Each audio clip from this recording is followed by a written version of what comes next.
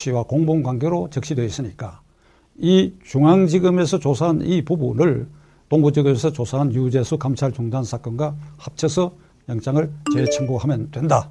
거기에 곁들여 가지고 정황상 지난 1월 달에 김은경 환경부 장관과 청와대 인사수석 신모라고 하는 여자 비서관이 산하기관의 임직원을 강제로 퇴출시키고 불법하게 낙하산으로 앉힌 이 검정의 책임도 민정수석실에 있기 마련인데 이걸 잘라버렸어요. 그러니까 이 수사는 중단된 상태니까 이 부분도 정황을 법원에 설명을 하면 영장은 다시 발부될 것이다.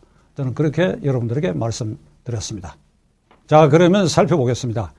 형사소송법 70조에 규정되어 있는 구속의 사유로 고려할 점은 이 사건의 경우에 사건이 중대하냐, 증거인멸의 우려가 있느냐, 그 증거인멸을 위해서 증인 참고인에게 위해나 회유를 할 가능성이 있느냐, 이 두 가지 점을 참고하도록 되어 있습니다.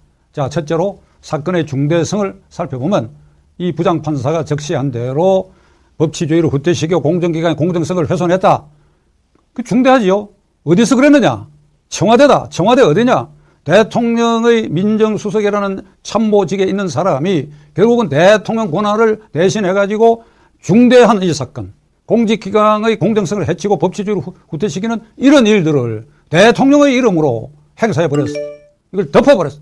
그렇다면 100만 공무원에 대해서 법치주의를 지켜라, 직무상의 공정성을 지켜라, 어떻게 그렇게 말할 수 있습니까? 그렇기 때문에 이 사건은 중대한 사건이라고 하는 것에 대해서는 불변입니다. 중대한 사건입니다. 그 다음에 증거인멸의 우려가 있느냐 없느냐를 따져봐야 됩니다.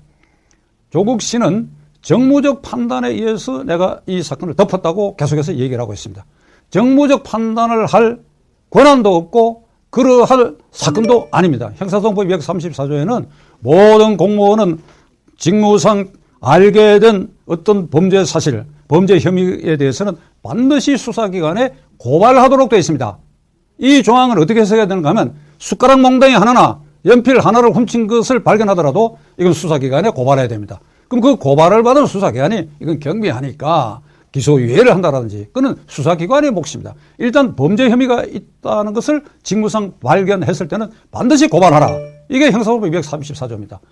민정실에서 감찰관인 김태우 수사관 등이 여러 차례에 걸쳐서 유재수에 대한 범죄 혐의가 명백하다, 수천만 원의 뇌물을 먹은 증거가 있다, 이렇게 보고를 했고, 그리고 반부패 비서관의 자리에 있었던 박형철 비서관마저 민정수석에게 이것은 고발할 사건이라고 누누이 얘기했다고 하는 것이 정황상 드러났습니다. 자, 그렇다면 정무적 판단으로 이 사건을 뭉갤 수도 없는 일이고, 또 수사관이나 부패 담당 비서관이 말한 그 말을 또 무시해버리고 이런 조치를 해서 재판에 만일 회부하게 된다면 김태우 수사관이나 박 비서관 등과 같이 그에게 불리한 증언을 할 증인과 참고인들에 대해서 위해나 회유로 그에게 유리한 증언을 유도할 위험성이 있다.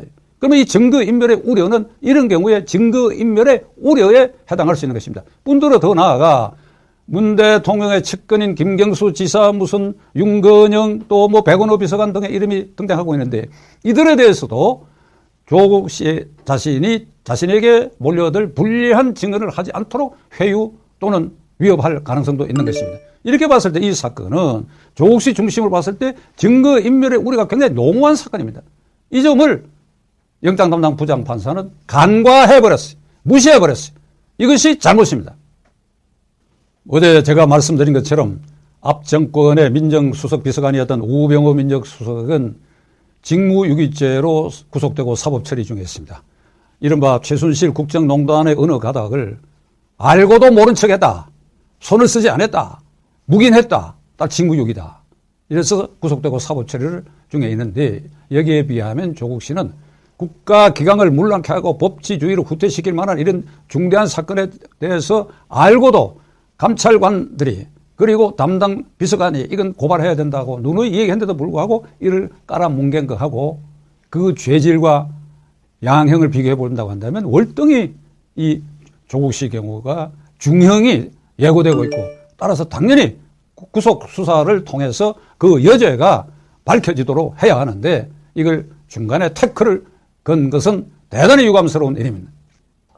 제가 이 방송 시작 전에는 이 말을 해야 하나 하지 말아야 하냐 망설였습니다. 그러나 해야 되겠습니다.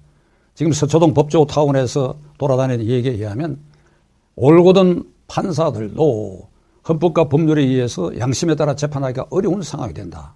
결국은 정부의 영향을 받는다. 결국은 대법원장, 대법원의 영향을 받는다. 이 부장판사도 앞부분에 이건 공직기관을 흐트리고 법치주의를 후퇴해야 한다. 아주 무서운 진단을 했지요. 이 정권의 입장에서 보면. 그래 놓고 슬며시 이것은 중대하지 않고 증거인멸의 우려가 없다. 이래 뒤로 빠진 것은 어디에선가 말 못할 사정이 있었던 거 아닌가.